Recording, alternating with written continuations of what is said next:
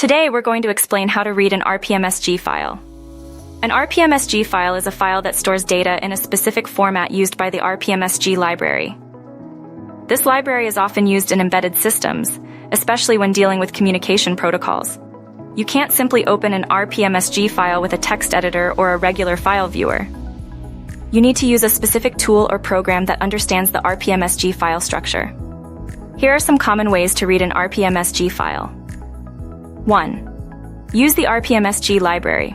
The best way to read an RPMSG file is to use the RPMSG library itself. The library provides functions to read and write data to and from RPMSG files. If you're working with the system that uses the RPMSG library, you might have access to its source code and can use it to access the data. 2. Find a dedicated tool. There might be specialized tools or utilities available that can read RPMSG files. Search online for RPMSG file reader or RPMSG file viewer to see if any such tools exist. You might need to consult the documentation or contact the developers of the RPMSG library for recommendations. 3. Develop a custom reader.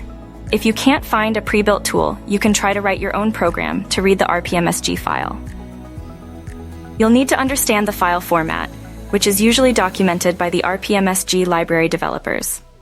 This approach requires a good understanding of programming and the RPMSG file structure. 4. Convert the file. If the RPMSG file contains specific data types, you might be able to convert it to a more common format like CSV or JSON. To do this, you need to understand the RPMSG data structure and create a program to convert the data into a different format. You can then use a regular text editor or spreadsheet program to view the converted data. Reading an RPMSG file might seem complex, but by understanding the available options and the file structure, you can successfully access and analyze the data stored in this format. Good luck!